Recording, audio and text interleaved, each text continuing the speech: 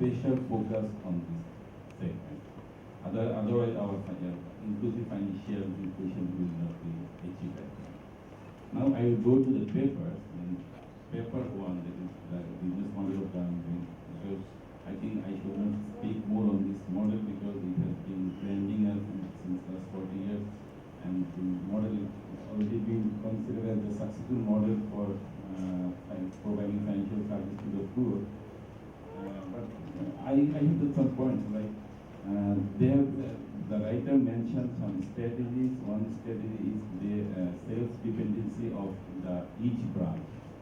Each branch they at least they serve at least 600 borrowers, and they also mobilize local funds for local loan disbursement. I think it is a key strategy, and that strategy made them successful for their operation. And they have another strategy that they give further loan after 26 weeks. I think it also helps them for regular repayment. But my concern is that whether this step is beneficial for the poor, I mean for the borrower who takes loan, because yes, it maintains or keeps the loan regular, but I think at the same time borrowers remain indebted for loan. He cannot exit, they cannot exit from this loan.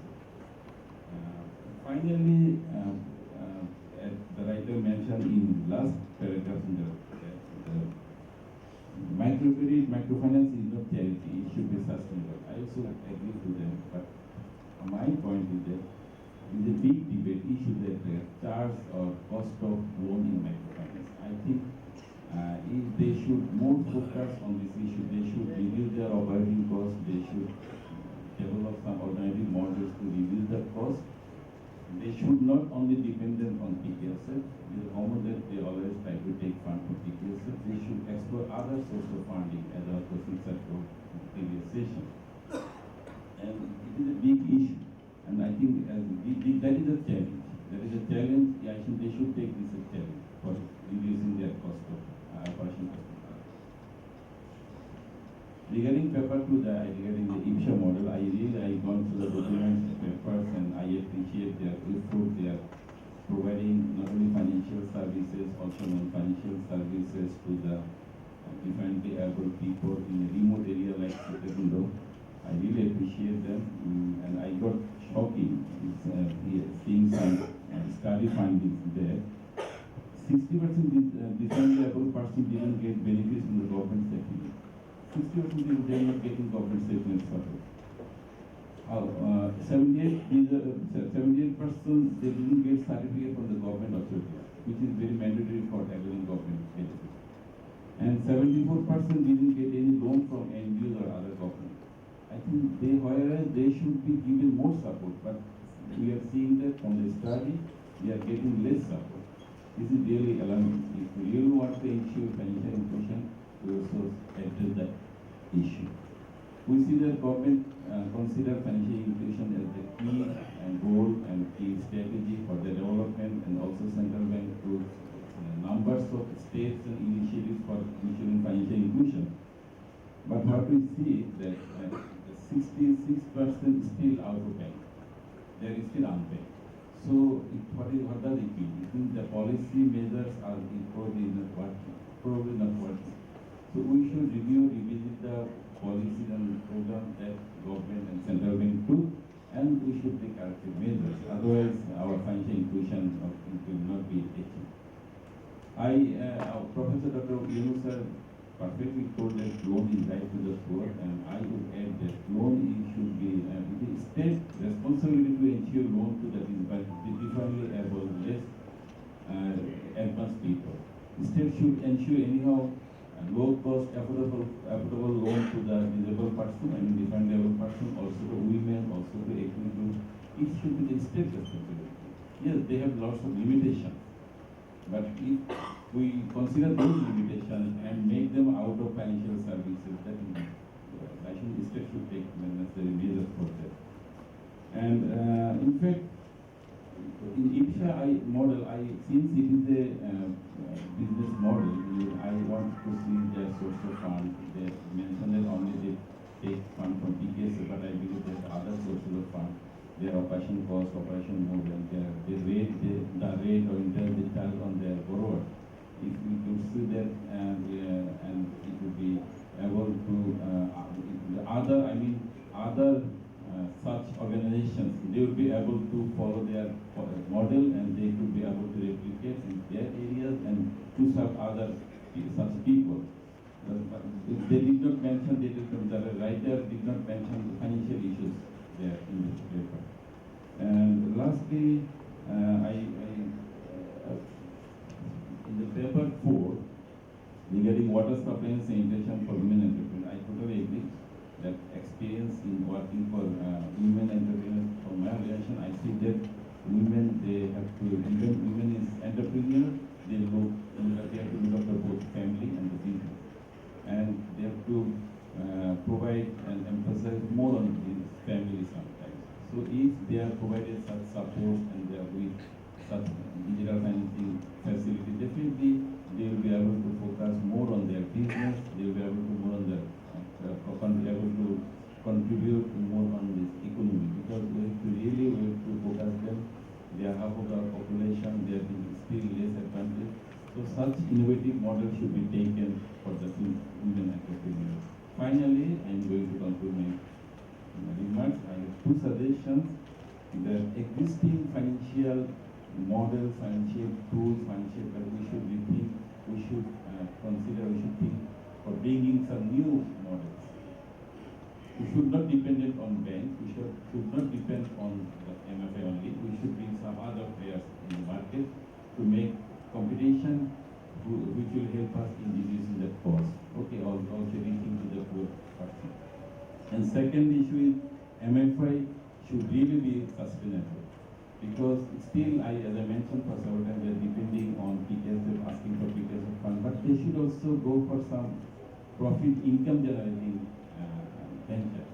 If they undertake such venture, I think they will be able to then, either they will also be able to sustain, because we are graduating, we are being developed under middle income country. So definitely our foreign source will be squeezed. So we have to be self-dependent for our sustainability. That is why we should not be dependent on only one or two organizations. We should seek for other source, and we should go for some income generating business. Thank you very much again. In fact,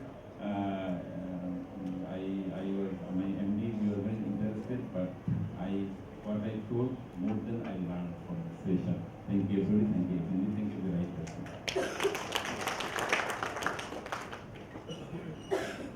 Thank you, honorable panelists. I think we have two issues in front of us.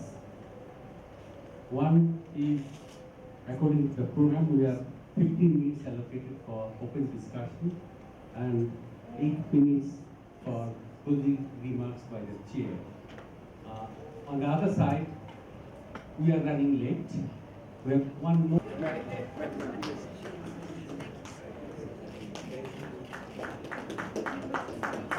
আমরা সবাই একটু হাততালি দেই, আমরা সবাই একটু হাততালি দিতে কামনা করছি।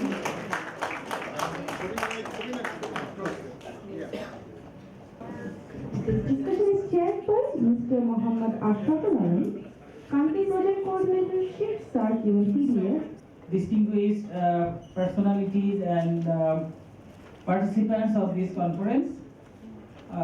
The current panel discussion is on how can digital platforms meet the financing gaps for MSMEs in Bangladesh.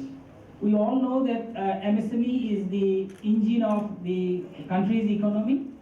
So the first thing we need to know, what is platform basically. So I will basically provide a brief overview on the platforms and the MSME situation in Bangladesh. Then we will start the panel discussion. With us today we have from the Payment System Department of Bangladesh Bank, Mr. Shahjiaul Haq, he is Joint Director. It was Mr. Mesbaul Islam was supposed to join today, but because of his official emergency duty, he has sent his representative, Mr. Shahjiaul Haq. And with us we have Mr. Kamal Kadir, I think we don't need to introduce him.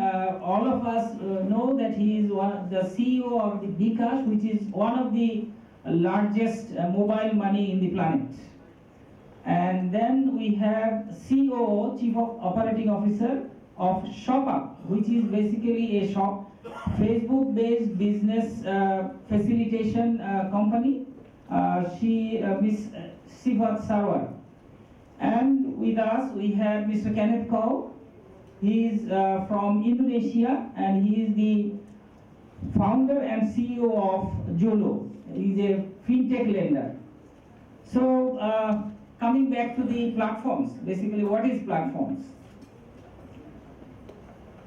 So original platforms. You can see the markets in Morocco and another market. It can be anywhere. I mean, anywhere in the. It can be in Bangladesh as well. We can see this kind of marketplace.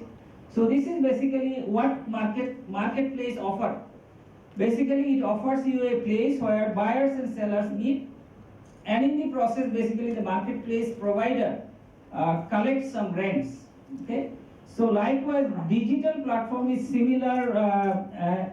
Entity where they provide a platforms or system to participants to meet and exchange values, and in the process they might have some share of their values of the platform is creating. So we can see that basically if we go for definition, plug and play business model that allows multiple providers and consumers to connect, interact, create and exchange values. So for a successful platform, it should provide a toolbox to connect basically, and it should be working as a magnet basically where it will attract the buyers and sellers into their platform, and it should also work as a matchmaker to these transactions. So you can see several examples of platforms like Alibaba, Uber, Airbnb and Facebook. Like in Bangladesh as well, there are local platforms as well. So we will be talking about those. So what platform basically do? 4 things they offer: aggregation and distribution, transaction facilitation, credibility enhancement. Basically, it provides the credibility to the sellers so that the consumers get trust on those sellers, and information analysis and advice. So there are hundreds of transaction platforms active in Bangladesh. They are local, international, in many market sectors, including financial services. The internet does platforms so well that it is fair to say that the digital platformization of market is one of the defining forces to shift to digital economy. And also, moreover, the platformization presents both new possibilities as well as challenges for developing countries. And platforms basically, I already discussed, that facilitates value creation, takes some of the share that out of that value, and it does not completely control the scope of interaction and their outcomes. So they should not intervene in the operation of the platform. So another question basically is there, that whether banks should become a platform, or banks should adopt the platform business model. And there has been, a few banks already adopted the platform business model. One bank I know, Fidor. It is a German-based bank, totally digital, and it offers platform-based business model for its customers and their stakeholders. So, given the competition they are facing from the fintech, banks are also thinking of platform business model as well. So let's talk about MSMEs. We need to create 600 million new jobs globally in the next 15 years, and only MSME are capable of helping us in becoming successful in creating these many jobs in this global scale. This is United Nations finding. And in Bangladesh, MSME play a significant role. It accounts, according to 2013 Enterprise Survey, MSME accounts 99.03% of the total enterprise in Bangladesh, and women-led enterprise represents only 7.2% of these total enterprises. And most of the businesses are micro-enterprise, basically less than 30 employees.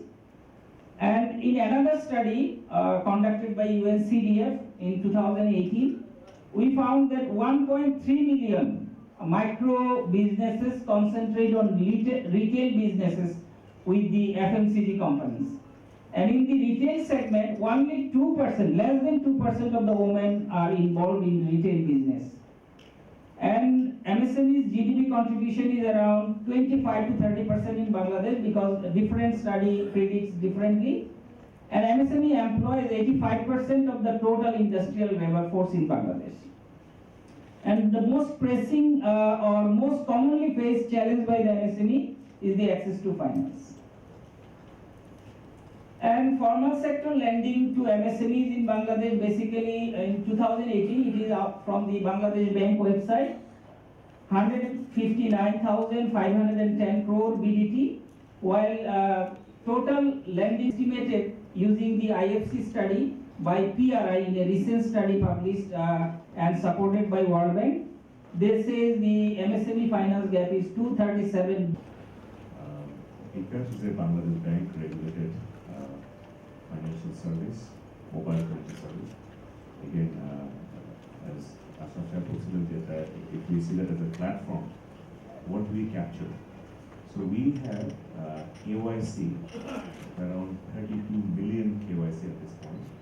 And each KYC is actually prescribed by Bangladesh Bank, how that prescribed KYC would be designed. So what are the information this should capture? So it gives a clear profile what this customer is. So in this platform right now, 32 million KYCs are, KYC means know your customer. Most of you here know this kind of terms. So that number one we host. In fact, I want to add something that from last 2 weeks, we are also hosting digital KYC.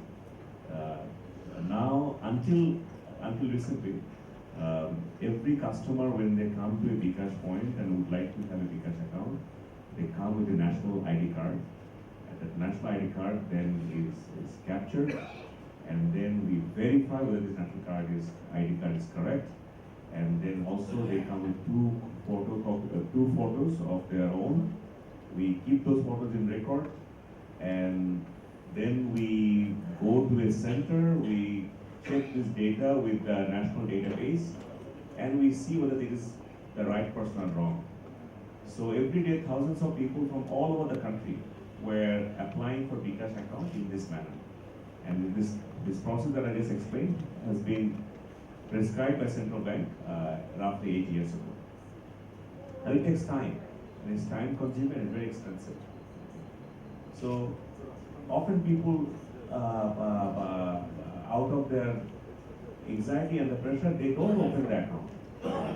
They say like, can I use someone else's account to transfer the money because that's the need I have. So Central Bank, DFI also looked into this challenge.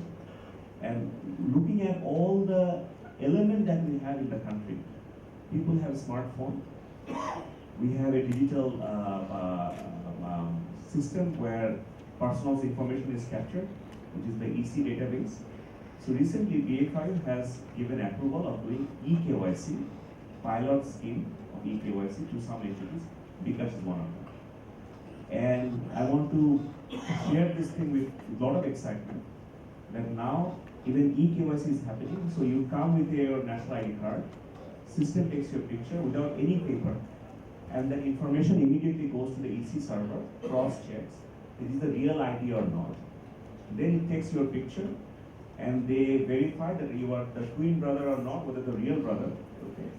And they say this is the person. So this is behind the scene, absolute cutting edge technology is taking place, okay?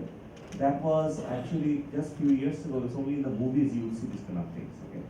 Now in the remotest part of the Bangladesh where internet is available, somebody can have their data verification in this manner in 1 minute.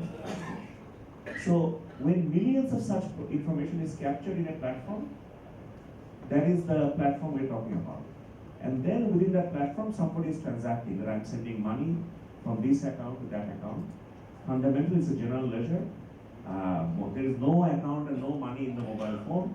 With that device, you just simply access that platform and you give the instruction that I want to send my money from my account to this person's account. And there's a debit credit is happening over there. So as these informations are happening at millions and millions and millions of time, there is a profile you develop about that person. It's potentially you can capture and saying that this person has bought this much airtime, has done this much transaction, and he has transacted with person number X. Person number X is also doing this kind of transaction. Looking at these millions of transactions, a profile can be built. But for that reason, a very specialized group has to take the responsibility. That is not the platform operator's job. Platform operators can give the data, and the other entity who has the credit verifying capacity can look at this behavior. Based on this, can determine whether this person has what kind of credit score that person has, and based on that, a financial institutions, which is also regulated by central bank, can take a decision that his credit rating is this, based on which whether they would like to take the risk of providing loan to this person or not. That's where I see we can make a contribution. We can, our main, again I'm just repeating this thing in one line, our main contribution we can provide is providing data. And when the financial institutions have decided to give the loan to the person, then we can carry that loan to the digital platform. So in a remote village, somebody will get the money immediately. Okay? If they want to repay the money, they can also repay the money immediately. They don't have to stop their shop and take a rickshaw and take a bus and spend additional 100 taka to repay the money at some microfinance institute. So that reaching the customer has become much efficient if somebody wants to use this.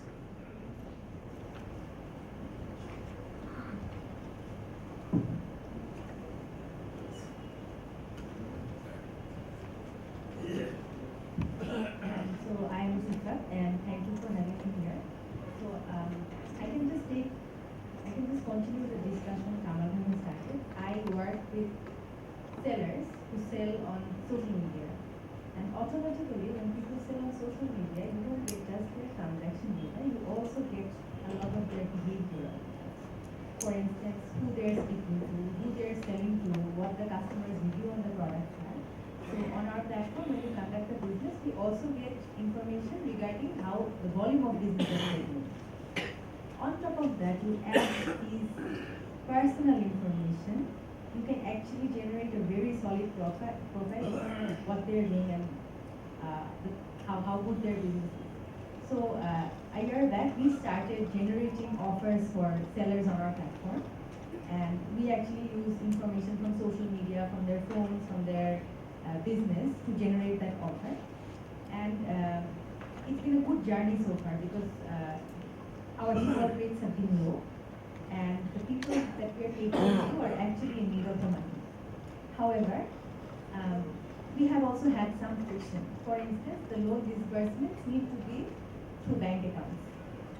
And interestingly enough, a lot of our merchants didn't have bank accounts. So they had to open bank accounts. Even yesterday, there was one particular client who needed to open a bank account, and she was opening a bank account at Bread Bank, but she didn't have an introducer. So I have been an introducer so many times that they will no longer accept me as an introducer. So these are small friction points. This is now what she's going to do. She needs to go and find an introducer in order to get that loan. But the loan offer is ready, everything is ready. All that is required is for the KYC to be done for an introducer, and then we disperse. So perhaps if this was done through bKash, it would have been faster, it would have been easier for her. But I'm optimistic about the future because there has been progress, because we are already doing eKYC, and I've seen, for instance, I could not let my mother open a bKash account for a really long time because she would have to go someplace, and that is a big friction, especially for women who are not very comfortable going places, let's say.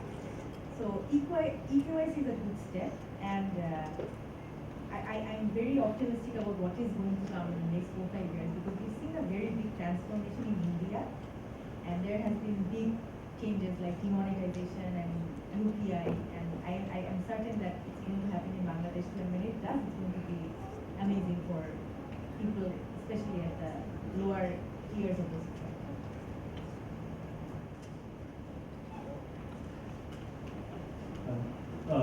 So thank you for having me. My name is Ken. I work at Julo in Indonesia. So just to give you a quick understanding of how Julo works, we are Indonesia has undergone a fintech boom in the last 3 years, meaning the last 2.5 years there's probably been about 100 registered fintech lending organizations, plus countless other illegal unregistered ones.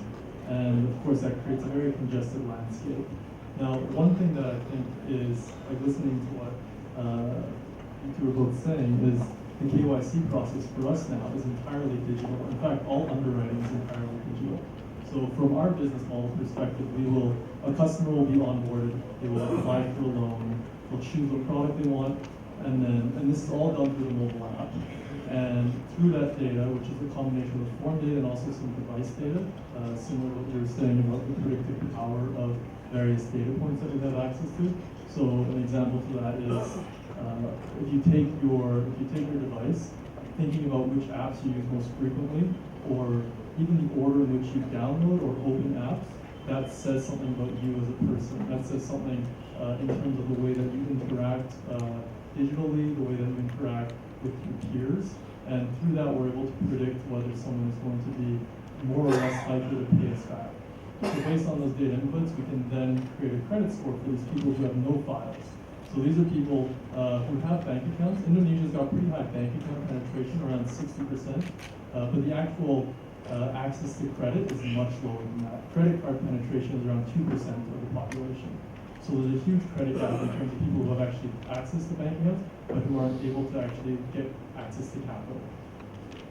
As a result, then we go through this underwriting process, which, like I said, is entirely digital. So the customer will they'll take a picture of their identification documents, and that's about it. Like otherwise, fill out a form, and then it's on us. Our agents, we don't do any field visits. We don't necessarily interface with the customer. We can do all this through a back office. Some of it's automated. Some of it just requires an agent to review some documents, do some checks, and we can disperse a loan to someone as fast as 15 minutes. And that's a way for us to, of course, reach people who are traditionally unserved by the financial institutions in a market that's quite risk averse from the larger banks. So that's, I guess, the way that we're coming at it in Indonesia.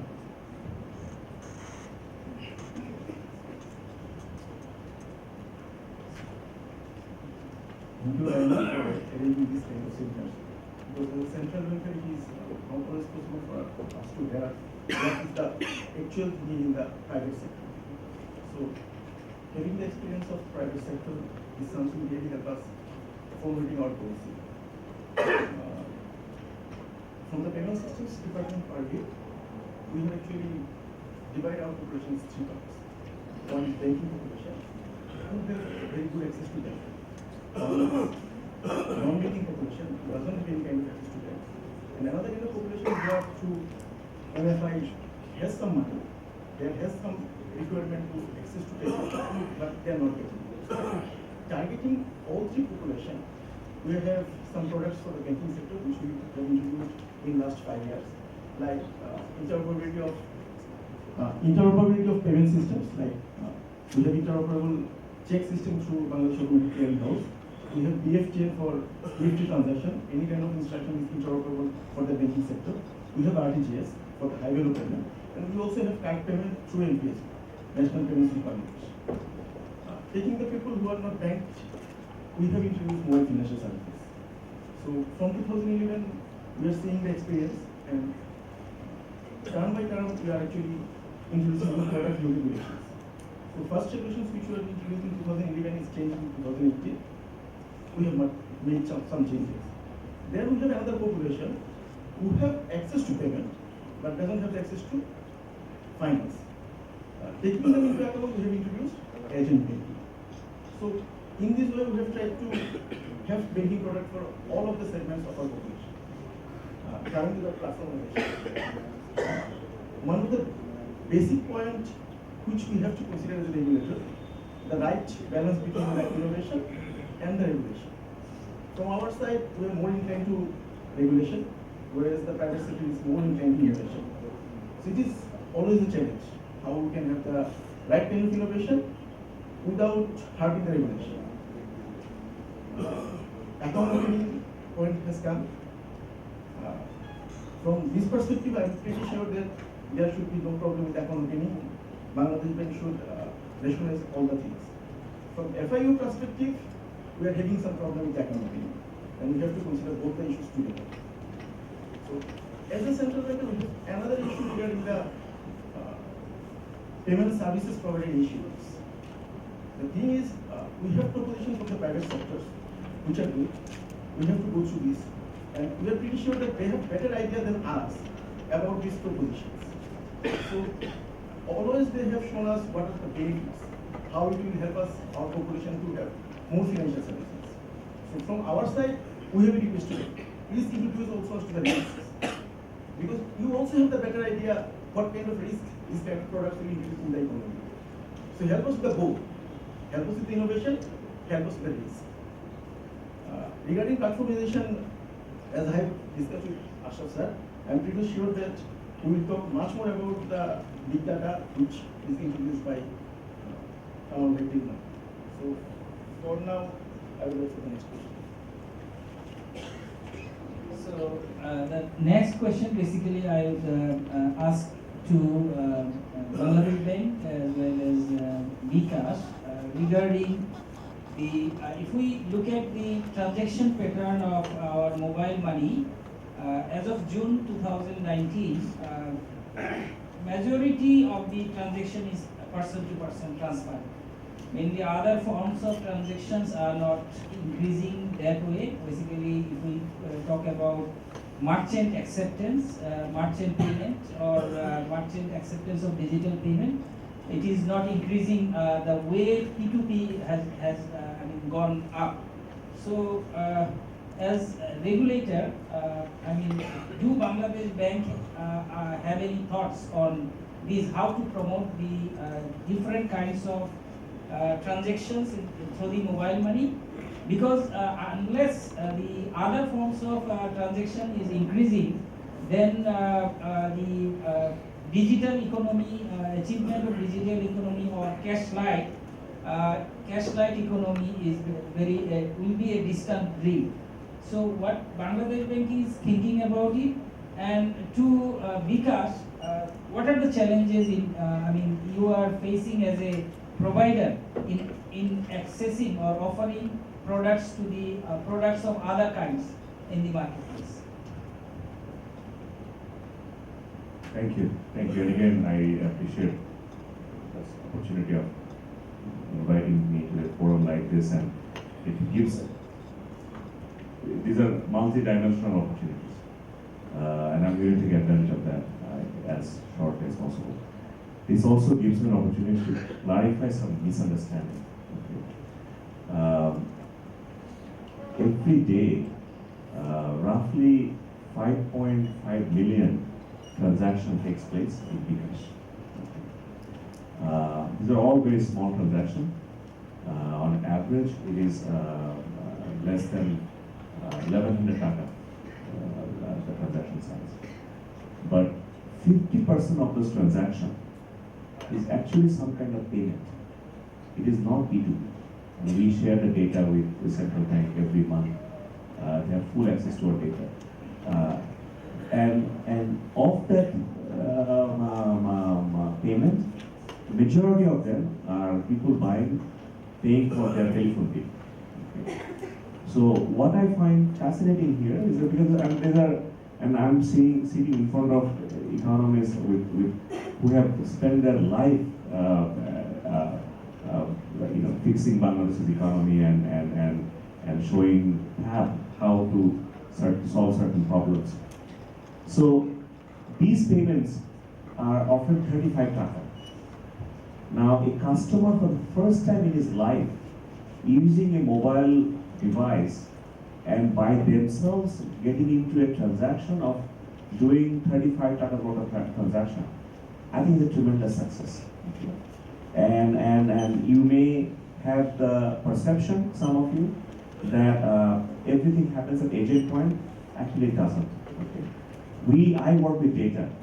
On the day of the Eid, when all the shops are closed, I still see 60% of our daily transactions are going on. There's no agent that day. Who is doing this transaction? Okay. These are all customer. Okay. And I see a big part of them are doing this airtime transaction. And this airtime transaction, they are not doing it at agent point. They're doing it using their own mobile phone. So that is a tremendously exciting customer behavior. I find that a customer who has a digital device in their hand, a large part of them, roughly 2.5 million, every day are using that device and buying airtime, or buying that, paying that utility bill, okay, or making a small little payment, okay. So that itself is very encouraging. I'm superbly excited by it as a practitioner, and I'm sure people who are looking at the data in depth, regulators who are guiding the behavior in certain direction, they are also seeing certain silver line that it is not about just P2P. People are getting into digital transaction behavior. Now, your question, Ashraf, was how do we take this thing further? There are the number one challenge, I would say, still awareness and education. Okay. When we use mobile phone and call our brothers, and I hear a known voice on the other side, we immediately get connected to the digital device, and we feel we're emotionally connected. We're having a conversation, but the same person, when you're asking that person to make a financial transaction based on data and entering different data on his mobile phone, he feels very nervous. He has a different kind of apprehension. Okay, so just seeing our people around us using mobile phone to talk to their relatives and their friends and family, and immediately thinking they would be able to do the same efficiency when they're making a financial transactions, that's not an immediate reality. Okay? So continuous awareness is extremely important. And on this note, I'm going to add something. Out of millions of transactions, once in a while, some fraudulent people also get into this behavior. Okay, they get into this process, and they will do all kind of social engineering, and they will say that I am calling from Grameenphone. You have won a lottery. I will let the car go to your house. You just pay the VAT. You have got a job. You need to pay a little bit of a payment over here. If you get the payment, you will get the job. All these kind of activities are going on. Even there too, we have seen always, and greed is first. First we're entrapped by the greed that I got a job, or I got a car, or I got lottery. Okay, and then we are making a mistake. Okay, so but again, just because that's happening, it doesn't mean that we have to live with that problem. We have to continuously make people aware. Okay? And we are making awareness. And in the lighter note, I'm going to share something with you. See, all our conversation in customer service gets recorded. Okay. So recently, I got a recording. I heard from my colleague shared with me. So after we made certain change in technology or in our behavior in the system process, some fraudulent behavior stopped. And then the criminal called our customer service and tried to understand this thing, like why we made this change. And our customer service gave a very routine answer that this is the new process. And then he said in a very colloquial way, he said,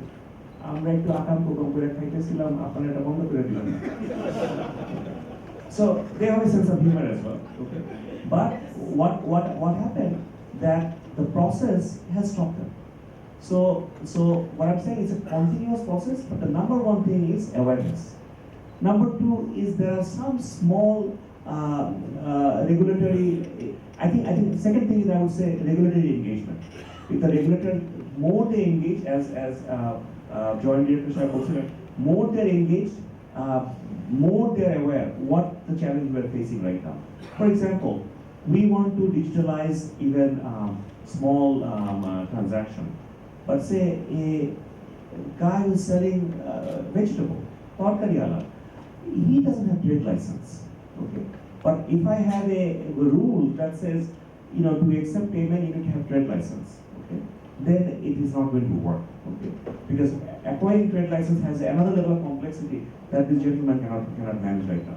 So I think the number one thing is awareness, that role we have to take, everybody's taken awareness role, and there is the engagement part. More we are engaged, better we can say these are the challenges we're having, but the most critical information that I want to share with you, that actually it's happening.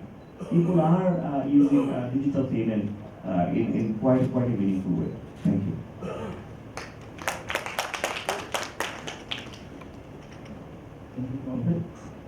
Actually, more than 100,000 taka is actually transferring through the mobile financial services each day. So 100,000 taka is a good figure for any kind of payment size.